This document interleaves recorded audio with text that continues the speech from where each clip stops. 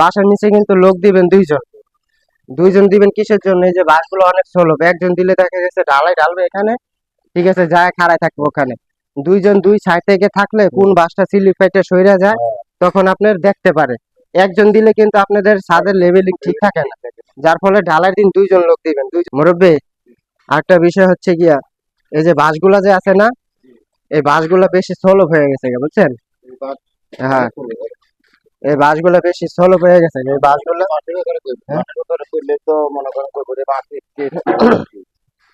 এটা নিব, কিন্তু ইঞ্জিনিয়ারের বাস নাই, কিন্তু এস্টেট তো এই যে এরকম যে কয়েকটা বাঁশ সোজা সোজা আছে, ঠিক আছে, যেরকম ধরেন হ্যাঁ এটা স্লিপ কাট। আর বাসার নিচে কিন্তু লোক দিবেন দুইজন। দুইজন দিবেন কিসের জন্য? এই যে বাঁশগুলো অনেক স্লো, একজন দিলে দেখা গেছে ঢালাই ঢালবে এখানে, ঠিক আছে, যায় খাড়ায় থাকবে ওখানে। দুইজন দুই সাইড থেকে থাকলে কোন বাঁশটা স্লিপ ফেটে সইরা যায় তখন আপনার দেখতে পারে।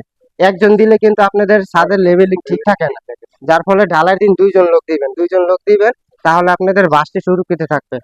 এই রুমে ঢালাই হলে দুইজন দুই পাশে থাকলে বাঁশ যদি লইরা যায় তাহলে দেখতে পারবে। হ্যাঁ।